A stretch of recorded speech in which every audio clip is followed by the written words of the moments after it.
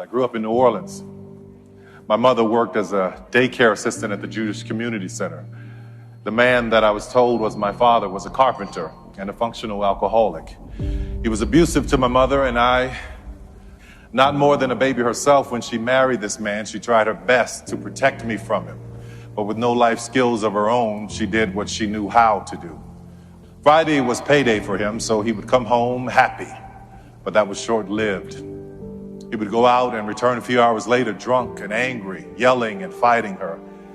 As I look back over my life, there were many people that had a hand in shining light into my darkness when I was growing up.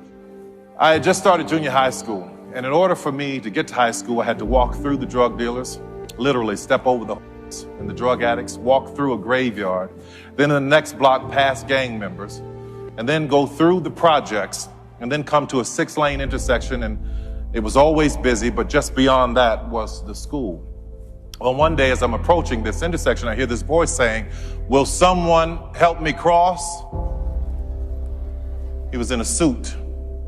He had a cooler in a hand and a folded lawn chair in one hand and his cane in the other. "Will someone help me cross?" he said. People kept ignoring him, walking past him with their busy lives.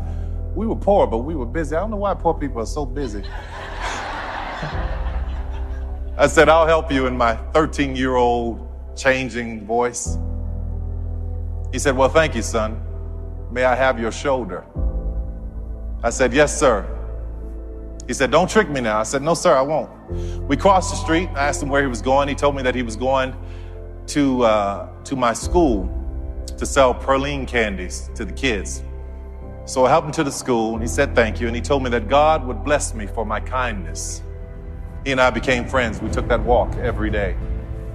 I came out of school one afternoon, and there he was sitting outside in that lawn chair selling praline candies, 25 cents. And I saw one of the kids try to buy candy, right? And they gave Mr. Butler $1, and they told him it was a $5 bill. I stepped in and I said, "Mr. Butler, this is a scam." Needless to say, I had a lot of enemies at that school. But it didn't matter. I was glad to do it. You see, Mr. Butler was one of the first men in my life to see me. And what made it all the more special is that he was blind. He was a point of light.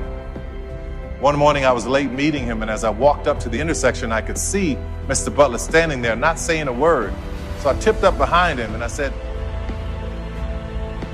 "I'm not gonna say anything. I'm just gonna wait to see what happens." He said, "I know you're there, son." I said, "Yes, sir, I am." I said, "I didn't hear you saying, 'Will someone help me cross?'" He said, "No, I was listening for you." I said, "You were?" He said, "Yes. Sometimes in life, son, when you pray and you said all you can say, all you have to do is stand and wait and listen." What a point of light he was. There are many people in this world that are wanting, waiting, saying, asking, begging, hoping. Will someone help me cross? We all have the power to be a point of light.